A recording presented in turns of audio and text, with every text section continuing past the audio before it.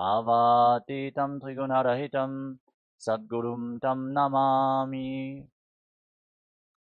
Next, we are going to invoke Paramashiva's presence by chanting the Shiva Mula mantra.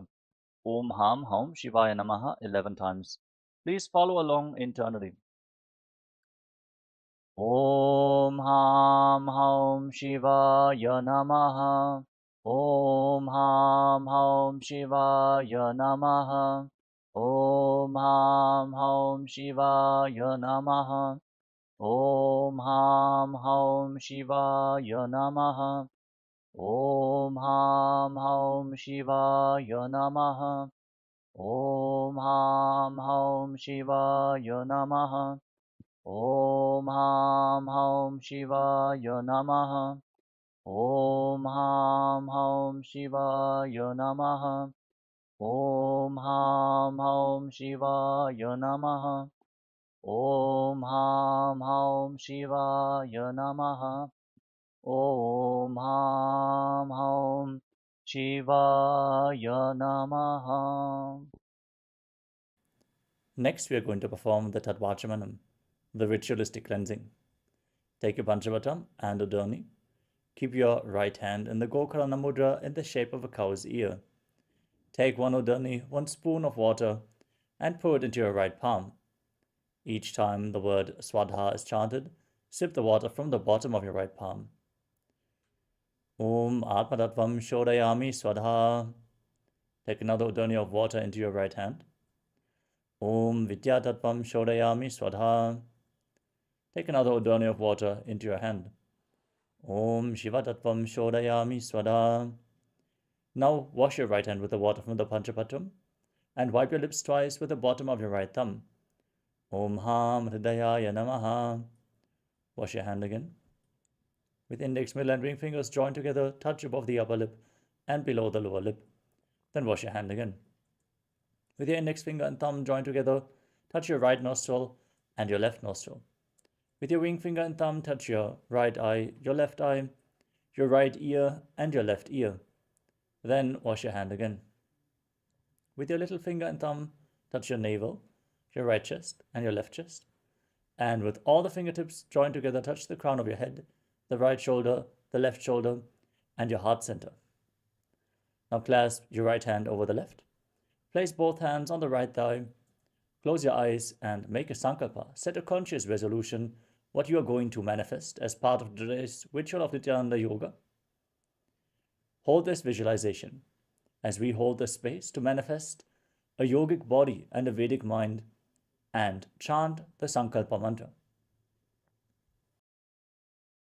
Om Mamopata Samasta Duritakshayadvara Bhagavat Sri Nithyananda Paramashiva Prityatam Sri Nithyanandeshwari Paramashiva Shakti Sameta Sri Nithyanandeshwara Paramashiva Prityatam Cha Adya Purvokta Evam Guna Visheshena Vishishtayam Asyam Shupaditau Purnarokya Yukta Tudagatra Yogita Shirira Sityatam Paramashiva Shaktiya Vishkaranartham Nityananda Yoga Abhyasam Karishye. Now wash your right hand once more. Om Apa Upasprishya. And keep your Panchapatam and Udani aside, out of harm's way. And let us safely enter into this ritual of Nityananda Yoga.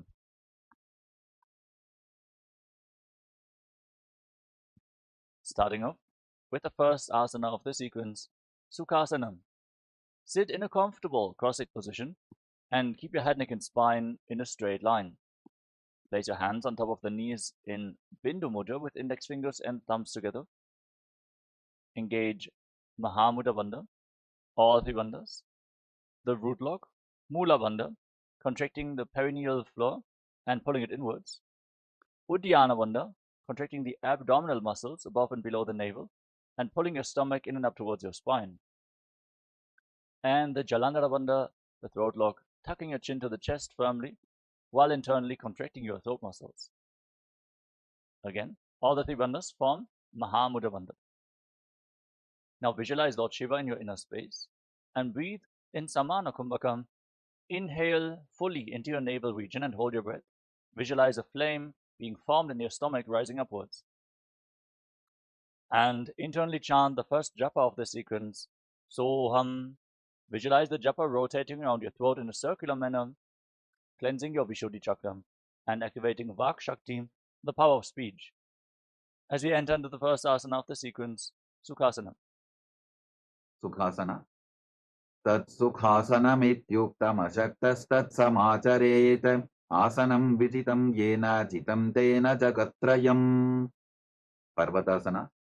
Now place your feet on top of opposite thighs. Sit in Padmasana, the lotus posture. Join your palms in Anjali Mudra and raise them up above your head. Engage Mahamudra Bandha, all Trivandhas, root lock, abdominal lock, and throat lock as you visualize yourself as Mount Kailash in Parvatasana. Athavakshe Mahadeva Parvatasana Mangalam Yatkritva Sthira Rupi Syat Shatchakradi Vilopanam. Halibhasana. Now extend your feet away from the body. Join the soles of the feet together. Interlock your hands behind your back in Parasha Mudra. Gaze towards the tip of your nose as you lean forward and down. Place your forehead on the ground behind your heels. Engage Mahamudra Bandha, all the bandhas, and visualize Swamiji in your inner space. Purava Vidiyahu Mejano Ubhai Pagathali Samputatano Vishtupachedo Bhukaralyaho Dachina Karso Vam Gahavo. Nadi Bhavasana. Now rise up and extend your arms out in front. Cup your palms and place them on the ground in front of the feet as you place your forehead once more on the ground behind the heels. Gaze towards the tip of the nose. Engage Mahamudra Bandha, all the bandhas, and visualize yourself as a snake. Purava Vidhi Pari Agane Nito Ho Bikahuni Panasyo Lagagi Hatha Agane Dharti Lagave Pasari Dobo Hataki Anjuli Kare. Kokilasana. Now rise up. Bring your hands into Prana Mudra. Extend index and middle fingers and hold on to little and ring fingers with your thumbs. Then catch your big toes. Extend your legs forward and up straight. And then cross your legs into Padmasana and lean forward and down onto your elbows. Engage Mahamudra Bandha and visualize yourself as a bird. Athanyadasanam Vakshye Yena Siddho Bhavennaraha Akasmad Vayu Sancharam Kokilakhyasanena Cha. Nityasana. Rise up. Now place one foot on top of the opposite knee and the other foot below the opposite knee. Hold on to opposite elbows and start rotating your arms in wide circles. Engage Mahamudra Bandha, all Trivandhas, gaze to your nose and visualize Swamiji in your inner space. And every once in a while change the direction of the movement in Nityasana. Goda Bama Padiki Ashamahili Soja Dachitarana Kobara Lota Parigulpa Samoja Vama Padako Mahilo Bahuro Vulpatutana Tapari Goda Dachiki Ashabara Lidhana. Gajasana. Now place your palms flat on the ground in front of you and raise your hips up high. Scoop your head and chest forward and down again and again as you pull your stomach in and up in Uddiyana Bandha. And visualize yourself as an elephant in Gajasana, the elephant pose. Nyujjam Padagre Bhumo Pritvalambi Bhuyamastakaagre Nidhaya Nitambam Urdhvamunnamaya Nabilaksham Bhumo Nasika Maninya. Rikshasana. Now from the same posture, alternate pushing one heel to the ground while lifting the other heel up again and again. Engage Uddiyana Bandha, the abdominal lock, and visualize yourself as a bear. Ekaikam Padamapuntya Gajasanam Kuryat Rikshasana Bhavati. Vaishasana. Now rise up. Stand on the tips of the big toes if you can, otherwise you can stand on the tips of your toes. Bring your hands in front of your chest in Hridaya Mudra with index, middle and ring fingers joined together. Keep your elbows raised, put your stomach in and up in Uddiyana Bandha, and visualize Swamiji in Vaishyasana. Keshena Padayugalam Bandvatishte Dadho Mukhaha Atha Vaishyapakshe Yatkritva Satyavan Bhavet. Next up is Urdhva Janukarana. Now stand in Arimandi, heels together, toes pointing outwards and knees bent. Remember Arimandi, we're going to perform it in various karanas of this sequence. Now bring your hands to the chest, elbows raised, then lift one knee up along the center of your body in a circular motion and follow along with the respective hand gracefully again and again.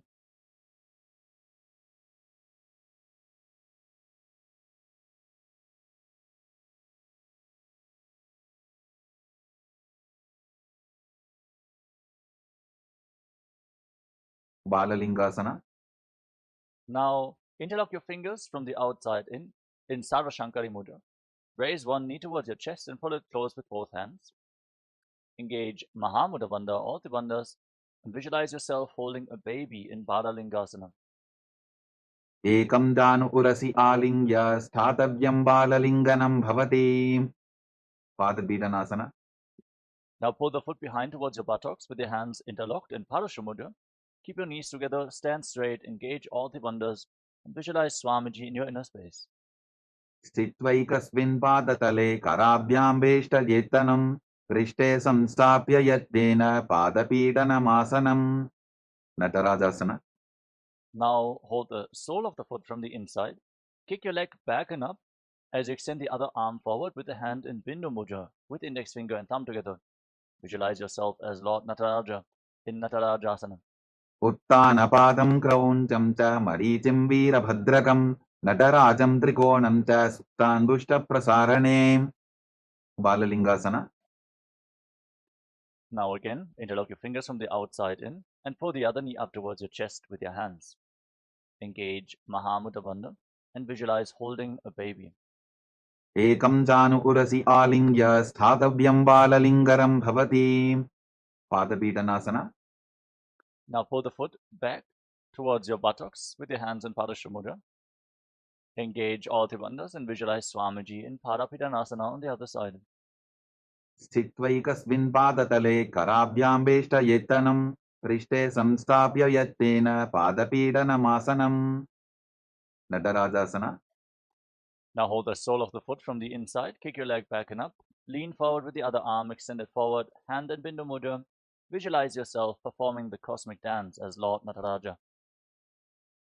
उत्तानपादं क्रौञ्चं च मरीचिं वीरभद्रकं नटराजं त्रिकोणं च सुप्ताङ्गुष्ठप्रसारणे. Moving on to Ardharishta Karana from Arimandi. Bring your hands to the chest, elbows raised. Then step the right foot behind the left foot and swing your right arm back and forth like a pendulum. Gracefully move your fingers one by one. Then place your right hand over top of your nose, uncross your ankles, and step the left foot behind to repeat the movement on the other side.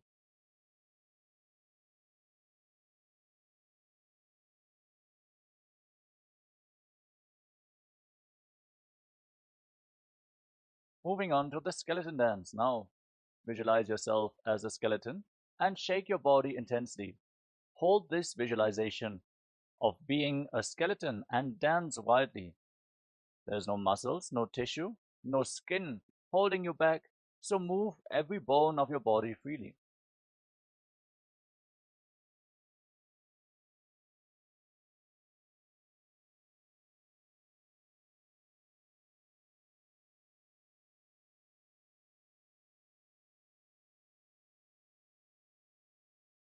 Next up is Kati Chinna Karana from Arimandi. Cross your arms over top of your head with the palms facing back. Turn your body to one side and open up your arms over top of your head. Return to the center, cross your arms, open them up to both sides again and again as you follow along with your breath.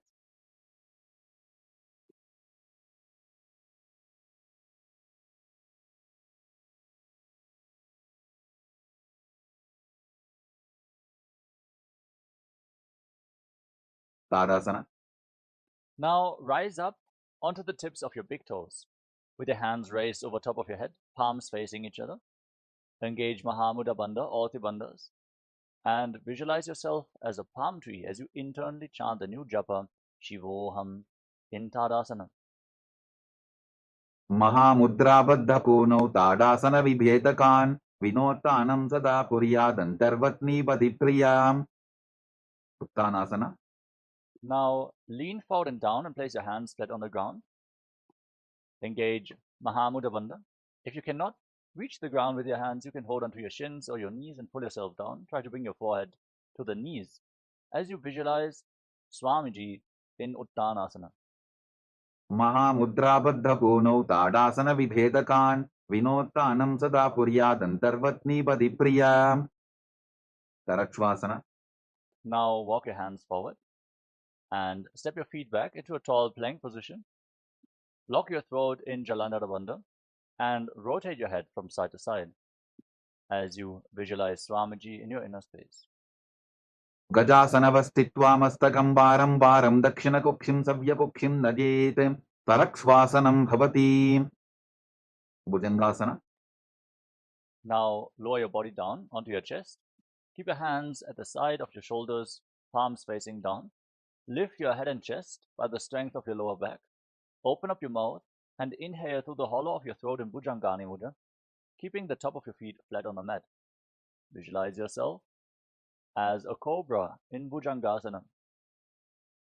अङ्गुष्ठनाभिपर्यन्तम् अधो भूमौ विनिन्यसेत् कराभ्यान्तदरान् धृत्वा ऊर्ध्वशीर्षफणीवशी देहाग्निर्वर्धते नित्यं सर्वरोगविनाशनं जागर्ति भुजगी देवी भुजङ्गासनसाधनात् Shashasana. Now push your hands into the ground, lift your body back up into a plank position, and alternate pulling one knee in towards your chest back and forth. Breathe calmly through your nose and lead the prana along your spine and hold the energy and the various energy centers along your spine in Sahaja Kumbhaka as you visualize Swamiji in your inner space. गजासनसंस्थितौ जानुद्वयमापुञ्च वारं वारं कर्तव्यं शशासनं भवति प्रथासना. Now step one foot forward in between the two hands. Simultaneously jump the front foot back and bring the other foot forward again and again. Visualize yourself as a chariot in Rathasana. गजासनसंस्थितो एकैकं पादं पूर्वमार्गेण भ्रामयित्वा कर्तव्यं तथासनं भवति Virabhadrasana. Now with one foot forward, rise up. Keep the back foot facing sideways. Bend the front knee at a 90-degree angle and raise your arms up parallel above your head. Engage Uddiyana Bandha, the abdominal lock. Hold on to weights if you want to intensify this asana.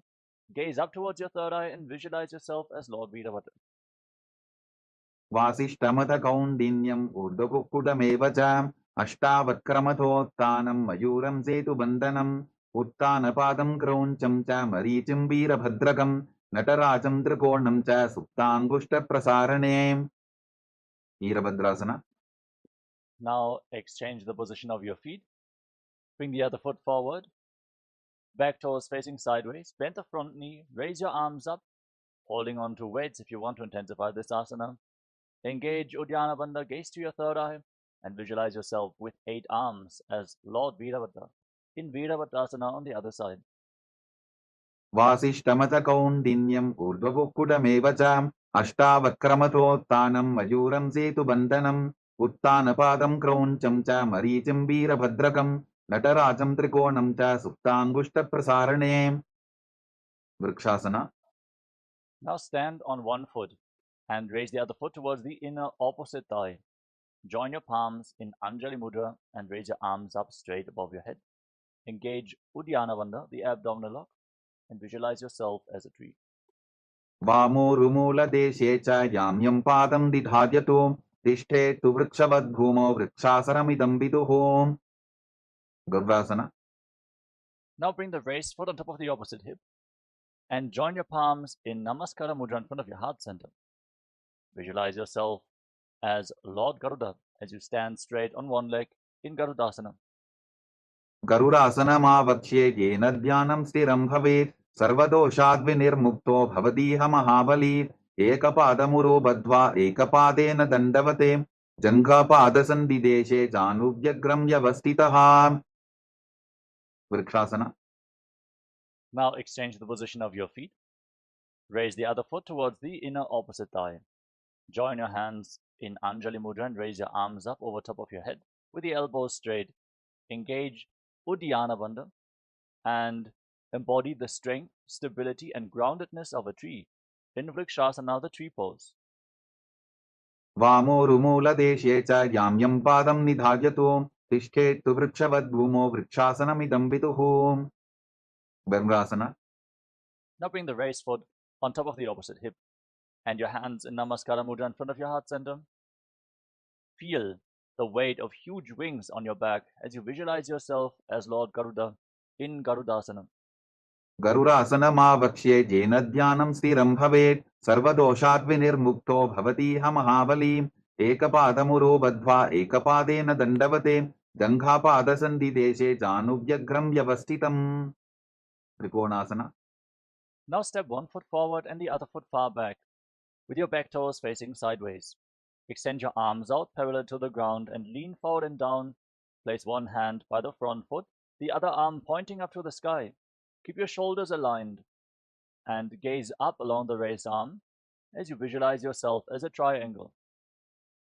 उत्तानपादं क्रौञ्चं च हरीचिं वीरभद्रकं नटराजं त्रिकोणं च सुप्ताङ्गुष्ठप्रसारणे त्रिकोणासना. Now rise up, rotate your feet, lean down toward the other side, bring the other hand to the foot, gaze up along the raised arm and visualize yourself as a triangle in Trikonasana, the triangle pose. उत्तानपादं क्रौञ्चं च हरीचिं वीरभद्रकं नटराजं त्रिकोणं च सुप्ताङ्गुष्ठप्रसारणे.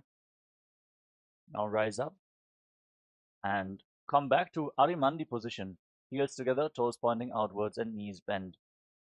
Bring your hands in front of your chest with the palms facing each other. Then raise one heel off the mat.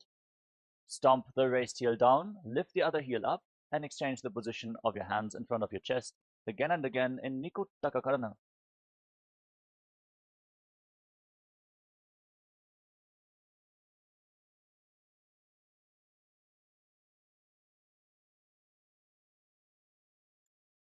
अंगुष्ठासना.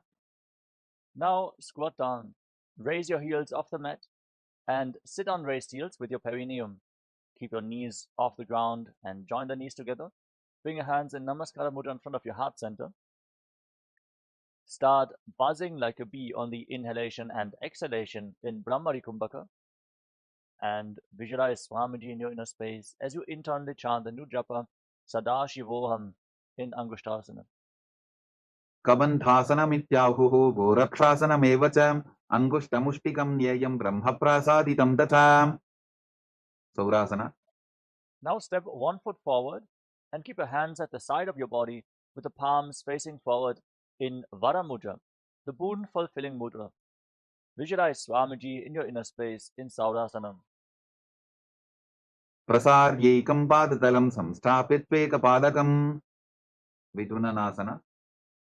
Now lean forward, hold on to the big toe of the front foot in Prana Mudra, and hold on to the back heel with the other hand. Balance in this position and visualize Swamiji in your inner space. Keep buzzing like a bee. गुल्फस्थितो पादमेकं प्रसार्य तत्पादाग्रं संस्पृशेत् तत्करेण गुल्फं चान्यं धारयेत् तत्करेण धूनं पीठं चाभ्यसेत् चोभयत्र सौरासना. Now exchange the position of your feet. Step the other foot forward. Keep your hands at the side of the body, palms facing forward in Vara Mudra, with your fingertips barely touching the ground. Visualize Swamiji in your inner space in Saurasana. प्रसार्यैकं पादतलं संस्थाप्य त्वेकपादकं विदुननासना. Now lean forward and down. Catch the big toe of the front foot and the heel of the back foot. Balance and visualize Swamiji in your inner space. गुल्फस्थितो पादमेकं प्रसाद्य तत्पादाग्रं संस्पृशेत् तत्करेण गुल्फं जान्यं धारयेत् तत्करेण धूनं पीठं चाभ्यसेत् चोभयत्र ब्रह्मचुरं कुशासना. Now step both feet in towards your body. Sit on raised heels and separate your knees. Place your hands on top of the knees with the palms facing up. Lock your throat in Jalandhara Bandha and gaze through the gap between the palms in Shambhavi Mudra with your eyes open wide, not blinking. Actually gaze inwards with your eyes open wide. Experience eternity as you visualize Swamiji in Brahmadrankashasana. दो भूफणा पानी होए वैसे AD दो बुदानी वैसे कोरबकतल्या की माहिली Ayush माहेरा शेमिली कपिलासना. Now drop your knees to the ground. Keep your toes tucked and sit on raised heels. Place your hands flat on your thighs and pull your stomach in and up in Uddiyana Bandha. Gaze towards the tip of the nose and visualize yourself as sage Kapila Muni, the founder of Mahanidvani Akara, our Akara, in Kapilasana. उभई बगथली सम ठहरावे तिनको माहिली core मिलावे फना पानी उकर होए वैसे AD दो बूजोनी निवैसे भद्रगोरकासना. Now, maintain your body in the same position. Shift your gaze up towards your third eye and visualize Swamiji in your inner space, the Supreme Pontiff of Hinduism, Mahamandaleshwara of Mahanirvanayakara in Bhadragodakasana. दोवो बगतली संपुट करे कोरवारली भूपरि धरे कोरवारली Rafe ऐसे तापरी मूलद्वार डिगी बैसे. सूर्यासना. Now raise your knees off the ground and join the soles of your feet together. Keep the knees wide apart. Join your thumbs and little fingers and open up your palms resembling a lotus flower in Padma Mudra. Raise your arms up over top of your head and gaze up through the gap between the palms as if you're offering flowers to Lord Surya. Engage Uddiyana Bandha, the abdominal lock, and visualize Lord Surya in your inner space. एडी दोवो बुता दरियाने फना पानी बैठक पुन निठाने गोड़ा जंगा अधर करी रहे आडे वाम इसी विधि कहे. मंडुकासना. Now drop your knees to the ground. Place the top of the feet flat on the mat and sit in between your heels with your toes touching behind your back. Place your hands on your knees. Push your tongue up flat against the palate of your mouth in Manduki Mudra. Gaze towards your third eye and breathe calmly through your nose in Sahaja Kumbhaka as you visualize yourself as a frog. पाद तलौ पृष्ठ देशे अंगुष्टे द्वे च संस्पृशेते जानु युग्मं पुरस्कृत्य साधयेन्मण्डुकासनम्. उत्तानमण्डुकासना. Maintain your legs in the same position. Bring your arms up and cross them behind your back, holding onto opposite shoulders. Push your elbows against your head. Engage Uddiyana Bandha. Gaze towards your third eye. Push your tongue up in Manduki Mudra and visualize yourself as a frog in Uttana Mandukasana. मण्डुकासन मध्यस्थं कोटपराभ्यां धृतं शिरः एतद्भ्येकवदुत्तानम् एतदुत्तानमण्डुकम्. सिंहासना. Now cross your feet and sit on the raised heel. Keep your knees slightly separate. Place your hands flat on top of the knees. Gaze towards the tip of your nose and stick your tongue out. Exhale forcefully through your mouth again and again. Roar like a lion in Simhasana. दक्षिणं सव्यपुल्भेन दक्षिणेन तथेतरम् हस्तौश्च जान्वो संस्थाप्य स्वाङ्गुलीश्च प्रसार्य च. भद्रासना. Now, keep your knees wide apart and join the soles of the feet together behind your back with your toes pointing backwards.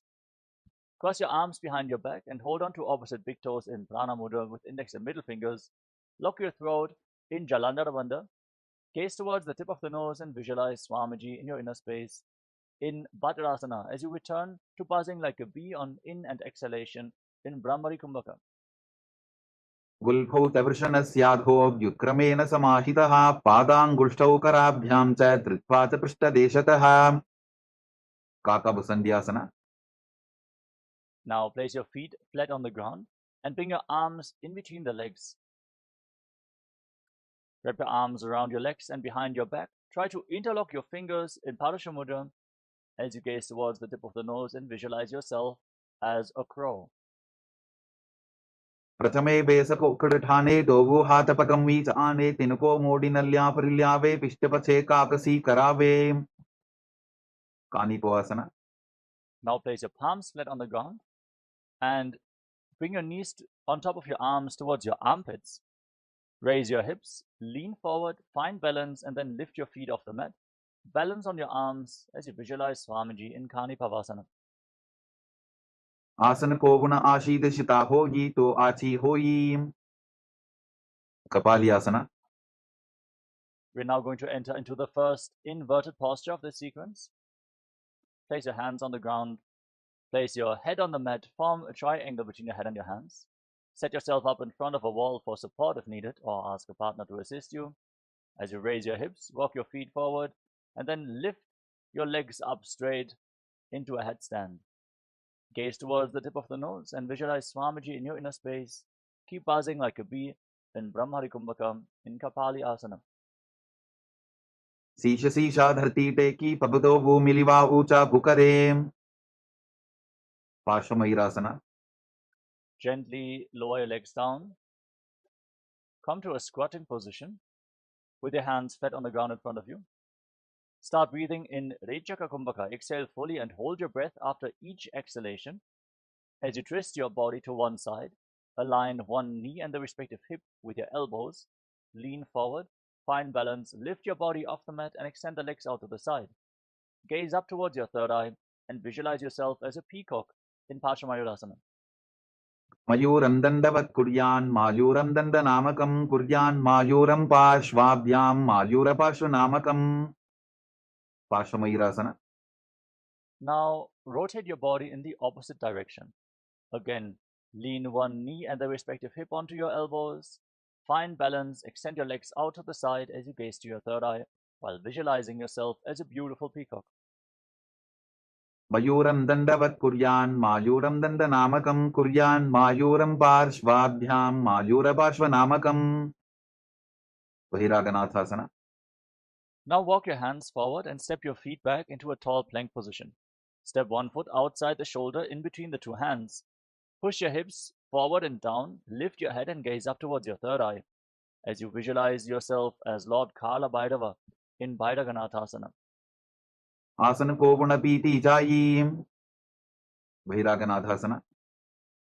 Now step the front foot back. Bring the other foot outside the shoulder in between the two hands. Push your hips forward, lift your head up, gaze towards your third eye and visualize yourself as Lord Kala Bhairava. आसन को गुणपीति जायी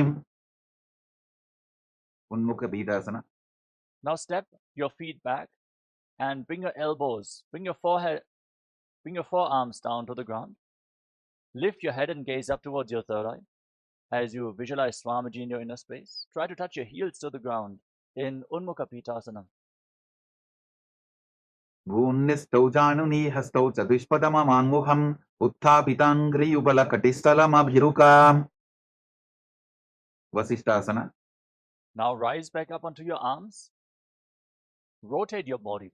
Lift one arm up straight to the sky. Keep your body straight as a plank. Your shoulders aligned. Gaze up along the raised arm and visualize yourself as Sage Vashishta. ऊर्ध्वकुक्कुटवासिष्ठमरीचिहलमत्स्यकं परिवृत्तिं चोदरस्य विविधं धनुरासनम् वसिष्ठासना. Now bring the raised hand down to the mat. Rotate your body in the opposite direction and lift the other arm up to the sky. Gaze upwards. Keep your core engaged, your body straight as a plank. Visualizing Sage Vashishta in Vashishthasana on the other side. ऊर्ध्वकुक्कुटवासिष्ठमरीचिहलमत्स्यकं परिवृत्तिं चोदरस्य विविधं धनुरासनम् अंजनीयासना. Now come to a seated position with your legs extended forward. Bring your hands underneath the buttocks with the palms facing upwards. Lock your throat in Jalandhara Bandha. Gaze towards the tip of your nose and internally chant the new japa Mahasadashivoham as you visualize yourself as Lord Hanuman in Anjaneyasana. दोबो करकी ube हथेली कोरवारली मैले बेली सो आगाने भूपरिदाशे महाने अंगुली मिलिराशे पश्चिमतानासना. Now lean forward and down and hold on to your big toes in Prana Mudra with index and middle fingers, keeping a slight gap between your heels. Bring your forehead down towards your knees, engage all three bandhas, Mahamudra Bandha, and visualize Swamiji in your inner space in Paschimottanasana. जानु परिललाटन्तु पश्चिमं तानमुच्यते येन केन प्रकारेण सुखं धार्यं च जायते ugrasana. Rise up, interlock your fingers around your neck. Slightly separate your knees as you lean forward and down and try to bring your head in between the knees. Keep your elbows outside the legs. Squeeze your core, engage Mahamudra Bandha, all three bandhas, and visualize Goddess Kali in Ugrasana. स्वपाणिभ्यां दृढं धृत्वा जानुपरि शिरोन्यसेत् आसनोग्रमिदं प्रोक्तं भवेदनिलदीपनं देहावसानहरणं पश्चिमोत्तानसंज्ञकं ययेत् तदासनं श्रेष्ठं प्रत्यहं धारयेत् सुधीः वरीच्यासना. Now rise up and step one foot in towards your body with the heel firmly pressed against the perineum. Wrap the respective arm around the leg and interlock both hands behind your back. As you lean forward and down, bring your forehead to the knee and visualize yourself as Sage Marichi in Marichiasana. उत्तानपादं क्रौञ्चं च मरीचिं वीरभद्रकं नटराजं त्रिकोणं च सुप्ताङ्गुष्ठप्रसारणे Mahamudrasana. Now, rise up, drop the raised knee to the side, with the heel firmly pressed against your perineum, lean forward and down and hold onto the front foot with both hands. Engage Mahamudra Bandha or Tribandhas. Gaze to your nose, visualize Swamiji in your inner space.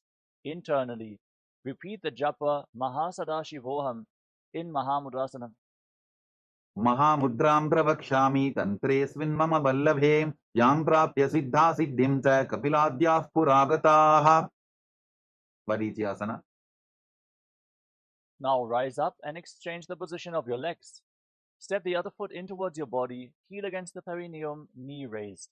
Wrap your arms around your back, interlock your fingers behind, and try to bring your forehead against the knee as you visualize yourself as Sage Marichi. उत्तानपादं क्रौञ्चं च मरीचिं वीरभद्रकं नटराजं त्रिकोणं च सुप्ताङ्गुष्ठप्रसारणे Mahamudrasana. Now drop the waist into the side. Hold onto the front foot with both hands. Gaze to your nose. Exhale and hold your breath as you engage Mahamudra Bandha and visualize Swamiji in your inner space in Mahamudrasana. महामुद्रां प्रवक्ष्यामि तन्त्रेऽस्मिन् मम वल्लभे यां प्राप्य सिद्धा सिद्धिं च कपिलाद्याः पुरागताः Bhadrasana. Now rise up. Join the soles of the feet together in front of your body. Interlock your fingers around your toes and pull your heels against your perineum. Gaze up towards your third eye. Try to bring your knees to the mat. Push them down by the strength of your groin as you visualize Swamiji in your inner space in Padmasana 2. गुल्फौ तवृषणस्यादः सीवन्त्याः पार्श्वयोः क्षिपेत् पादपार्श्वे तु पाणिभ्यां दृढं बद्ध्वा सुनिश्चरम् Valipavasana. Now slightly extend your feet away from the body. With your toes together, heels apart. Place your hands on the respective knees and lock your throat in Jalandhara Bandha. Gaze towards the tip of your nose and visualize Swamiji in Valipavasana. पूरवचर पिടിचोक कख्यो सोयी वाही बिधि चोकी जे सोयी जामे AD भिन्न जराशे अंगुल 8 अंतरो राशे Donyasana. Now bring your feet back in towards your body. Hold onto the soles of the feet with all 10 fingers. Then lean forward and down. Place your forehead and your elbows on the ground. Gaze towards the tip of your nose and visualize Yoni Mandala, the visual reflection of Devi Paramashiva Shakti in Joni Asana. दोगो पगदली संपुट करे AD मेड़ के ढिंग दरे अर्धहात को अंतर राशे लीलाट पकचलिया उपरदाशे बिडकी पवसना. Rise up, extend your feet away from the body. With your heels together, toes apart. Extend your arms out to the side and lean forward and down. Try to bring your forehead on the ground behind your heels as you gaze to your nose and visualize Swamiji in your inner space. पूरव विधि परिपगथली संपुट शोल एडी मिली राशे सिद्ध समाधि आसना. Rise up, bring your feet back in towards your body. With your toes together and your heels apart. Scoop your hands below the shins, palms facing up. Bring your face on the mat and your toes against your throat as you gaze to your nose and visualize Lord Surya in your inner space. दोगो पगदली संपुट करे सोले मेढ़ आगा मेधरे अंगुल 8 अंतरो राशे AD को ऐसे विदिताशे की पवसना. Now rise up. Bring your feet against your perineum. Heels together, toes apart. As you hold onto the soles of the feet, open them up like a book and push your legs down with your elbows. Gaze towards the tip of the nose and visualize Swamiji in Chinaki Pavasana. दोगुपका की AD धरती मदिवा मेढ़ रगावे सरपर Sukhasana. Now with the soles of the feet firmly together, heels against your perineum, place your hands on the respective knees and gently push them down to the ground. Try to touch your knees to the mat. Pull your stomach in and up in Uddiyana Bandha. Gaze towards your third eye and visualize Swamiji in your inner space in Jarapata Chokasana. Dogu पगदली संपुट धारे आबा ने कैजारे पसारे गोड़ा भूसो लगता राशे हाथ Dogu गोड़ा परिदाशे भैरवासना. Now rotate your feet. Bring your toes to the mat and lift your heels off the ground with the soles of the feet together. Use the support of your hands. Then try to bring your knees down to the ground and place your hands on top of the knees in Bindu Mudra with index fingers and thumbs together. Pull your stomach in and up towards your spine firmly. In Uddiyana Bandha, gaze towards your third eye and visualize yourself as Lord Kala Bhairava in Bhairavasana. Gulpo sampita chanyonyam vikramenotitam shanaihi janvo pasvakato hasto dandavat bhairavasanam. Samanasana. Relax. Now bring one heel against your perineum and the sole of the other foot against your chest with both hands. Gaze towards your third eye. Visualize Swamiji in your inner space. Fully exhale and hold your breath in the Mooladhara Chakra in Samanasana. Samanasanamavakshe siddhamantradi sadhanat ekapadamaro dattva guhyonyalingavatrake. Upanasana. Now lift the raised leg over top of the respective shoulder and keep your hands on the ground next to your body, extending the other leg forward and up. Gaze towards your third eye and visualize Swamiji in your inner space in Apanasana. केवलं पादमेकं च स्कन्धे चारोपे यत्ततः एकपादेन गगने तिष्ठेतदण्डवत्रभोन्. Samanasana. Now bring the other heel against your perineum and lift the sole of the other foot against your chest. Gaze up towards your third eye and visualize Swamiji in your inner space in Samanasana. Samanasanamavakshe siddhamantradi sadhanat ekapadamaro dattva guhyonyalingavatrake. Apanasana. Now lift the leg over top of your shoulder.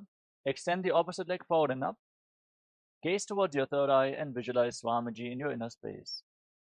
केवलं पादमेकं च स्कन्धे चारोपे यत्ततः एकपादेन गगने तिष्ठेतदण्डवत्रभोन्. Vomkhasana. Now stick your knees in front of your body with your heels outside opposite hips. Interlock your hands on the top knee in Parashamudra. Gaze towards the tip of the nose and inhale through your teeth, making a hissing sound on the inhalation, exhaling through the nose. Internally chant the new japa, Om Nithyanandoham, as you visualize the face of a cow in Gomukhasana.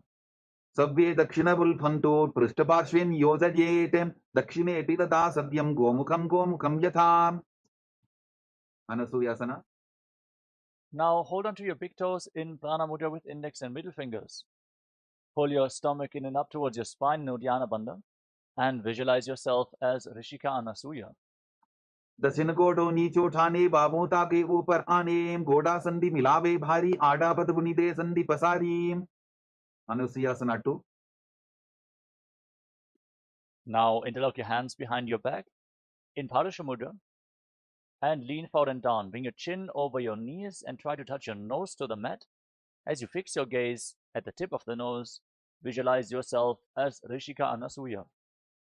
जीमना कोदा की संधि उपरिटा बागोड़ा की संधि मिलाई राशे गोड़ा से उले पकतल्यालो आरवाई सुधा राशे. Garvasana 2. Now rise up, place the right foot flat on the mat with the left heel against your perineum. Place your hands on the respective knees, gaze towards the tip of the nose and visualize yourself as Lord Garuda. दावो बकमोड़ी येडी बाहिला विल्पमूलद्वारनी सैदे. Naradasana. Now sit on the heel. Interlock your hands around your neck and twist your elbows outside the raised knee. Gaze up towards your third eye and visualize yourself as sage Narada in Naradasana. पिष्टि जवाम बगदली केरी भूपरिता हिलवा वेभेरी गोडा सुरो फनो है जोगी छिपाशिती राशे सोगी. Matsya. Now place the left foot on top of the right thigh and raise the right knee. Wrap your arms around your legs. Hold on to the right big toe with your hand in Prana Mudra and hold on to the right shin with the left hand. Gaze towards the tip of the nose and visualize Matsya, the fish avatar of Lord Vishnu, in Matsya Pitakasana. वामेन वामाङ्गुष्टन्तो गृहीतं मज्जपीठकं योरि वामेन संबीड्य मेढ्रादुपरि दक्षिणम्. Vomkhasana.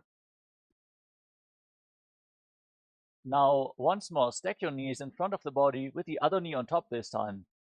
Place your hands interlocked on the top knee. Gaze towards the tip of the nose and sit in the shape of the face of a cow in Gomukhasana, the cow face posture. Savve dakshinabulphanto prishtaparshven yojayetem dakshine tata sadyam gomukam yatham. Anasuyasana. Now hold on to your big toes in Prana Mudra with index and middle fingers. pull your stomach in and up towards your spine, firmly in Uddiyana Bandha. Gaze to your nose and visualize yourself as Rishika Anasuya. दक्षिण कोटो नीचो ठाने बाबू ताके ऊपर आने गोड़ा संधि मिलावे भारी आड़ा पद बुनिदे संधि पसारी अनुसुयासना 2. Hold the visualization as you interlock your hands behind your back, lean forward and down, and bring your chin over the knee, the nose to the mat. Gaze towards your nose in Anasuyasana 2. जीमना कोदा की संधि उपरिटा बागोड़ा की संधि मिलाई राशे गोड़ा से उले पकतल्यारो आरवाई सुधा राशे गर्वासना 2. Now rise up. Place the sole of the right foot on the mat, the right knee raised against your chest. Bring the left heel against your perineum. Hands on the knees. Gaze forward towards your nose and visualize yourself as Lord Garuda. दावो बकमोड़ी येडी बाहिला विल्पमूल द्वारे नी सैदे नारदासना. Now raise your perineum onto the heel. Sit on the heel. Interlock your hands around your neck and twist your elbows outside the raised knee. Gaze up towards your third eye and visualize yourself as Sage Narada in Naradasana. पिष्टि जवाम बगदली केरी भूपरिता हिलवा वे फेरी गोड़ा सुदो फनो है जोगी the छिपा शितीरा शेसोगी मत्स्य बीटकासना. Now place the right foot on top of the left thigh. Hold on to the left big toe and shin. Gaze towards the tip of the nose and visualize Matsyavatara of Mahavishnu in Matsya Pitakasana. वामेन वामांगुष्टन्तो गृहीतं मत्स्य बीटकं योरि वामेन संबीड्य मेढ्रातु परिदक्षिणम् मत्स्येन्द्रासना. Now extend your legs out in front. Then place the left foot on top of the right thigh and raise the right knee. Twist your left elbow outside the raised knee and bring your left hand to your neck, the right hand on the ground behind you. Gaze up towards your third eye. As you place the right hand on the ground and visualize Sage Matsyenananda, the master of Hatha Yoga. उदरं पश्चिमाभासं कृत्वा तिष्ठति यत्ततः नम्राङ्गं वामपादं हि तत्क्षचानुपरिन्यसेत् उपासना. Now extend the front hand down towards the foot with the elbow outside the raised knee. Hold onto the big toe in Prana Mudra with index and middle finger and place the other hand on your respective ear.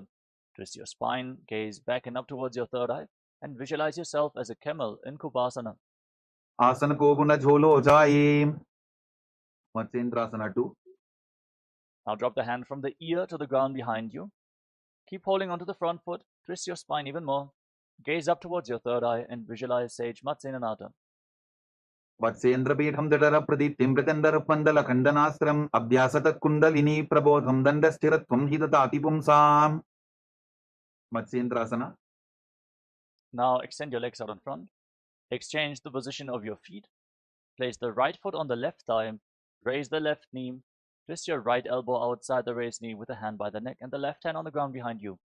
Gaze up towards your third eye and visualize Sage Matsyenananda. उदरं पश्चिमाभासं कृत्वा तिष्ठति यत्ततः नम्राङ्गं वामपादं हि तत्क्षचानुपरिन्यसेत् उपासना. Now extend the front hand down towards the foot. Hold onto the big toe in Prana Mudra and place the other hand on your ear as you gaze to your third eye and visualize yourself as a camel. Keep hissing through your teeth in Shitkari Kumbhaka. आसन को गुण झोलो जाए मत्स्येन्द्रासना 2. Now place your hand from the ear to the ground behind you. Twist your spine even more. Gaze towards your third eye and visualize Sage Matsyenananda, the master of Hatha Yoga in Matsyendrasana 2. वत्सेन्द्रपीठं दडर प्रदीप्तिं प्रचण्डर पन्दल खण्डनास्त्रम् अभ्यासत kundalini प्रबोधं दण्डस्थिरत्वं हि ददाति पुंसाम् padmasana. Now place your feet on top of opposite thighs. Sit in the lotus posture. Place your hands flat on your knees, palms facing down. Gaze towards the tip of the nose. Roll your tongue up and stick it out of your mouth. Inhale through the rolled up tongue like a tube. Exhale through the nose in Shitali Kumbhaka. Engage Mahamudra Bandha, all the bandhas. Internally chant the new japa, Om Nithyananda Mahasadaashivoham, as you visualize yourself as Lord Shiva in Padmasana. आसनं द्विधं प्रोक्तं पद्मं भद्रासनं तथा ऊर्ध्वोरुपैचेद्धत्ते उभे पादतले यथा Padmasana 2. Now, maintain Padmasana, cross your arms in front of your body and hold on to the respective big toes in Prana Mudra. Gaze towards the tip of the nose and visualize yourself as Devi, Paramashiva Shakti. Keep breathing in Shitali Kumbhaka in Padmasana 2. उत्तानौ चरणौ कृत्वा ऊरु संस्थौ प्रयत्ततः ऊरु मध्ये तथोत्तानो पानी कृत्वा तु तादृशो. Kukkutasana. Now bring your hands through your legs. Place your palms flat on the ground while sitting in Padmasana. Then straighten your arms, push your hands into the mat and lift your entire body off the ground. Pull your knees up towards your chest. Breathe calmly through your nose in Sahadra Kumbhaka as you visualize yourself as a rooster in Kukkutasana. पद्मासनं सुसंस्थाप्य नान्वोरोरन्तरे करो निवेश्य भूमावासिष्ठे व्योमस्थः कुक्कुटासनः. बद्धकेक्यासना. From Padmasana, now rise up onto your knees. Place your palms on the ground in front of you with your fingers pointing towards your body. Bend your elbows against your navel. Lean forward, find balance, and then lift your entire body off the mat. Balance on your arms while visualizing Swamiji in Baddha Kekyasana. धरामवष्टभ्यकरत्वेन तत्कूर्परिस्थापितानाभिपार्श्वः उच्चासनो दण्डवदुत्तितर्खेमायूरमे तत्र वदन्ति पीठम् मयूरं पद्मकं कुर्यात् बद्धकेकीति कथ्यते. Vayurasana. Now extend your legs back. Bring your elbows against your navel, fingers pointing towards your knees. Lean forward, find balance, lift your legs off the ground straight as you visualize yourself as a beautiful peacock in Mayurasana. अथ वक्ष्ये महादेव मयूरासनमुत्तमं भूमौ निपात्य हस्तौ द्वौ कूर्परोपरि देहकम्. Makarasana. Now lay down on your stomach, relax. Interlock your hands around your neck and place your forehead on the mat. Rotate your feet so the toes are pointing outwards and your heels are touching the ground. Visualize yourself as a crocodile in Makarasana, the crocodile pose. अध्यासशेदे हृदयं निधाय भूमौ च पादौ च प्रसाद्यमानो शिरश्च धृत्वा करदण्डयुग्मे देहाग्निकारं मकरासनं तत्. Salabhasana. Now place your hands on the ground next to your shoulders and lift your legs off the ground completely, including your knees, and hold while visualizing yourself as a locust. अध्यासशेते करयुग्मवक्षो भूमिमवष्टभ्यकरयोस्तलाभ्यां पादौ च शून्ये च वितस्ति चोर्ध्वं वदन्ति पीठं शलभं मुनीन्द्राः. पुष्टासना. Now bend your knees, hold on to your feet, and pull them down to the ground outside your hips. Try to touch your heels to the mat as you visualize yourself as a camel. अध्यासशेते पदयुग्मव्यस्तं पृष्ठेति दायापि धृतं कराभ्याम् आकुञ्चयेत् सम्यक् उदरासेवाढमुष्प्रञ्च पीठं योगिनो वदन्ति. Dhanurasana. Holding onto your feet firmly, kick your legs back and up, and lift your head and chest. Gaze up towards your third eye, and visualize yourself as Pinaka, Lord Shiva's bow, in Dhanurasana, the bow pose. प्रसाद्य पादौ भुविदण्डरूपौ करौ च पृष्ठे धृतपादयुग्मं कृत्वा धनुस्तुल्य विवर्तिताङ्गं निगद्य योगी धनुरासनं तत्. Padmasana. Relax. Now come to a kneeling position. Sit in between your heels with the toes touching behind your back. Place your hands on the knees. Gaze up towards your third eye and catch your breath. Breathe calmly through your nose in Sahadra Kumbhaka. Internally chant the new japa. Om Nithyananda Paramashivoham. And visualize Swamiji in Bhagasana. उल्टा मोडी पावतो वैसे बहुरोचुविति करे एक ऐसे पावन महिला बुल्पुज होवु कुलापाशितीला वेसोवु. गोहियासना. Now get ready for another inverted posture. From the kneeling position, place your forearms on the ground, elbows shoulder width apart. Interlock your hands in Parasha Mudra. Place your head on the ground and support it with your hands. Raise your hips, walk your feet forward, and then lift your legs off the ground. Keep your knees bent and pull your knees against your chest. Try to touch your chin with your knees as you gaze through your nose and visualize Swamiji in Gohyasana. दोवो हाथ की कहुनी जोगी पुनिह कलाई जाने दोयी. Shirasasana. From the same position, extend your legs up straight. Breathe calmly and deeply. Find your center. As you gaze through the nose, visualize Swamiji in Shirshasana. विपरीतं मण्डलं तद्विधैव विदितं हिनः दण्डासनं दिदा प्रोक्तं विपरीतोपवेशने. Podhyasana. Gently lower your legs down and come to a seated position. We're now going to enter a sequence of rapid exhalations through the nose. Pull your abdomen in and up and push the air out of your lungs again and again, like the bellows of a blacksmith, without actively inhaling. Don't worry, air will naturally flow back into your lungs in this pranayama, Vastika Kumbhaka. We're going to perform it throughout the next few asanas, so keep exhaling, exhaling, exhaling. Hold onto your calves and extend your legs up straight. Try to bring your forehead to the knees as you visualize Swamiji in Podhyasana. दोगो हाथ पक बाहर आने गोरा तरे काकसी ठाने अंगुष्ठ पिंडली लगता धरे चरण उभे आकाश दिशी करे परिभाषना. Now bring your hands behind your back and hold on to opposite shoulders. Keep your legs raised, gaze to your third eye and visualize yourself as a mace in Parigasana. उत्थान शयनं कृत्वा पादौ मिलित्वा प्रसाद्याय नितम्बं भूमौ स्पृष्ट्वा हस्ताभ्यां कन्दरां बद्ध्वा नौकासना. Extend your arms out in front, parallel to the ground. Gaze towards your third eye and visualize yourself as a boat in Naukasana. उत्थान शयनं कोट्पराभ्यां भूमिं पश्चाद्य हस्तो नितम्बं निधाय रुद्रासना.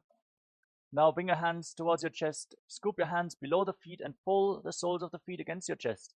Gaze towards your nose and exhale rapidly as you visualize yourself as Lord Rudra. पगरली संकोट करी हाथस्य उपक उचाई पकाका अंगूठा दोबो लेबो परलिका नीतालवे उन्मुख पीठासना. Relax. You can now lay down on your back and breathe calmly. Place your feet flat on the mat. Keep your knees raised. Place your palms flat on the ground just behind your heels.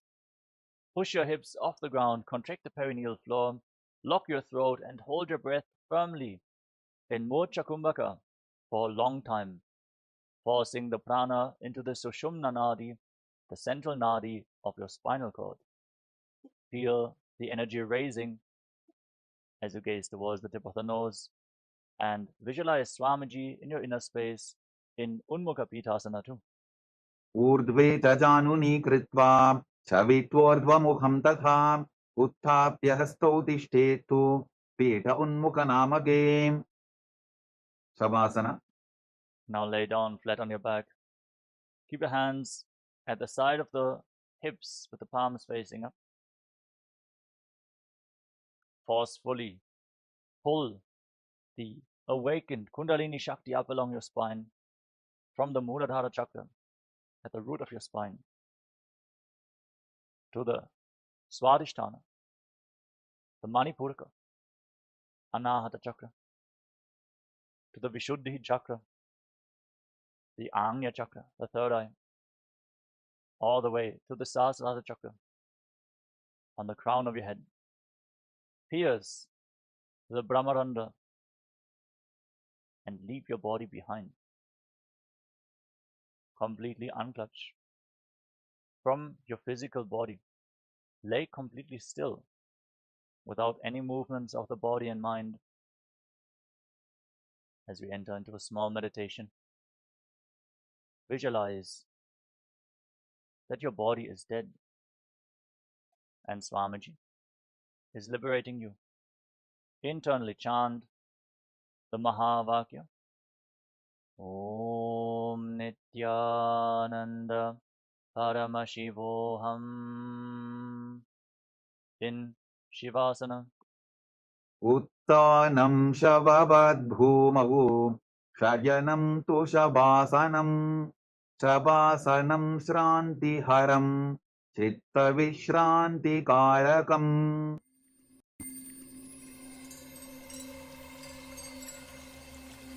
I welcome you all with my love and respect. Let you all open all your three eyes. Om Nityananda Paramashivoham.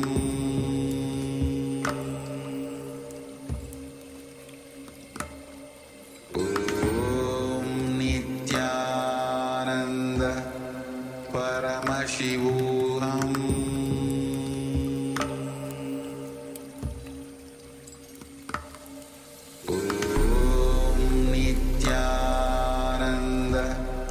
Paramashivoham.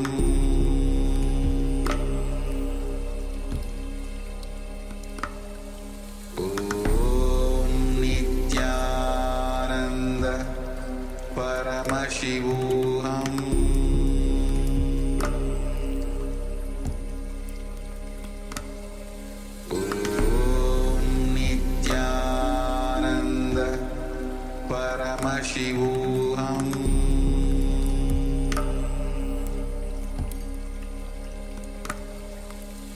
Om Nityananda Paramashivoham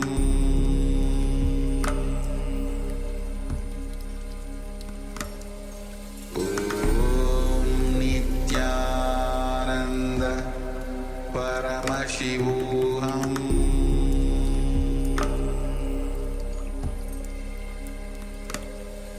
Om Nityananda Paramashivoham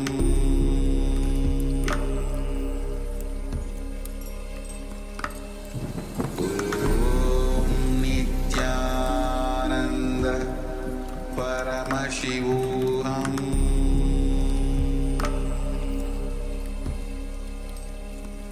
Paramashivoham Om Nityananda Paramashivoham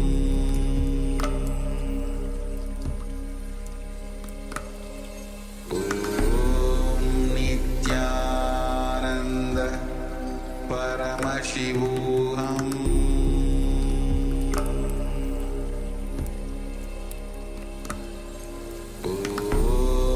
Nityananda Paramashivoham Paramashivoham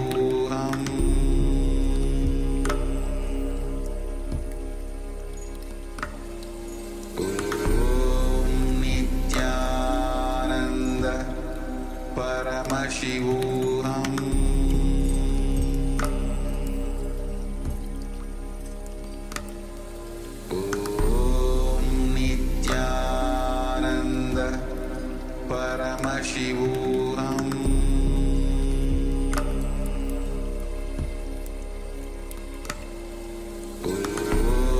Nityananda Paramashivoham Om Nityananda Paramashivoham Paramashivoham Om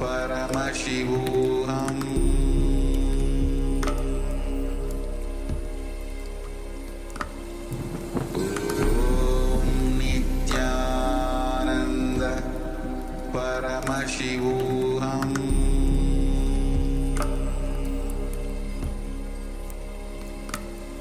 Om Nityananda Paramashivoham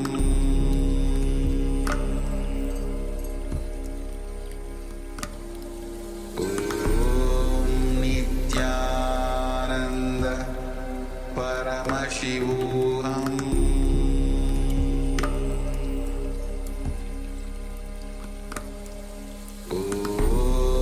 Nityananda Paramashivoham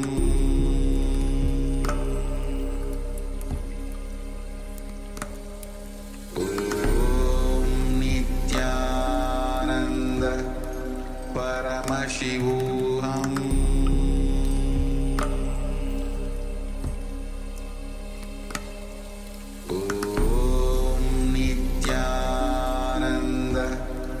Paramashivoham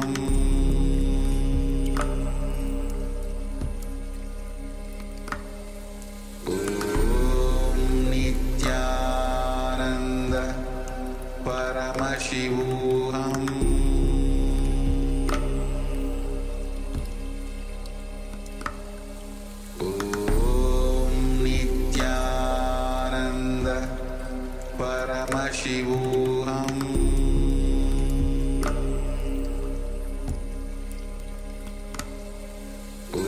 Om Nityananda Paramashivoham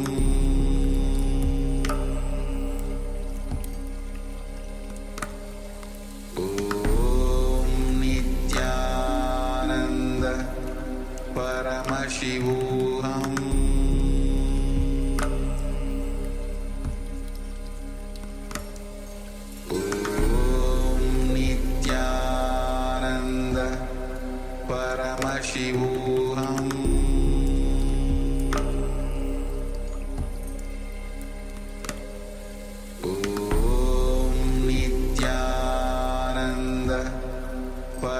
Paramashivoham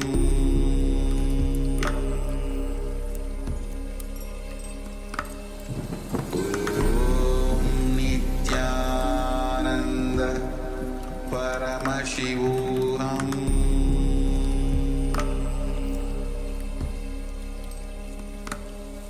Om Nityananda Paramashivoham Paramashivoham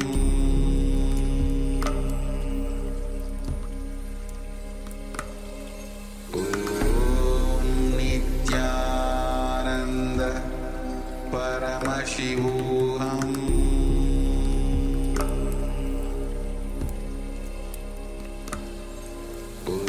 Om Nityananda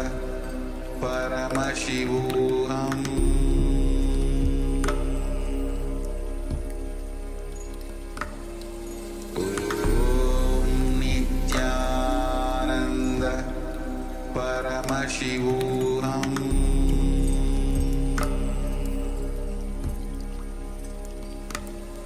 Om Nityananda Paramashivoham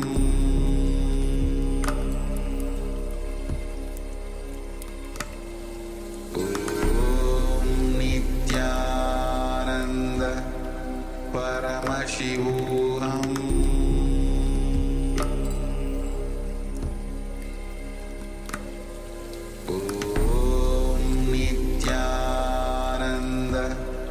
Paramashivoham Om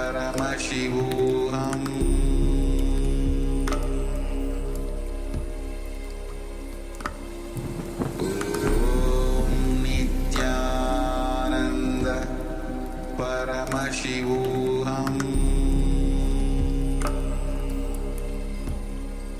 Paramashivoham Om Nityananda Paramashivoham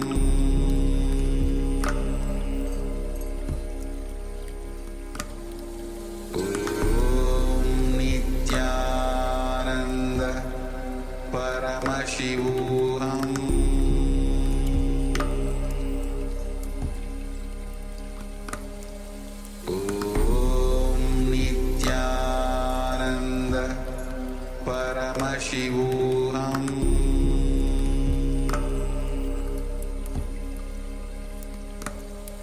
Om Nityananda Paramashivoham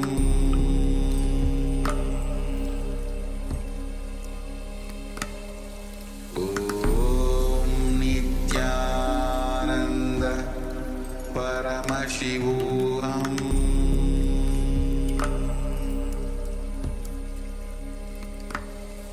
Om Nityananda Paramashivoham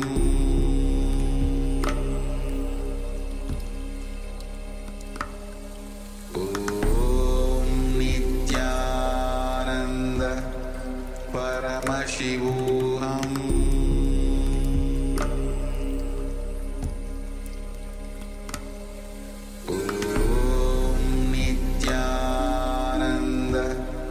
Paramashivoham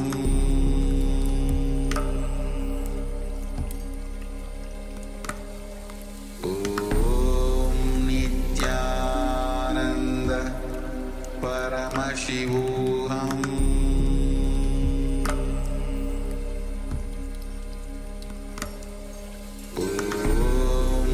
Nityananda Paramashivoham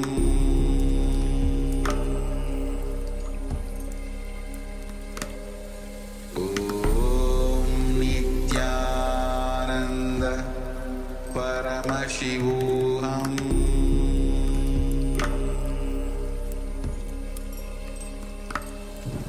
Om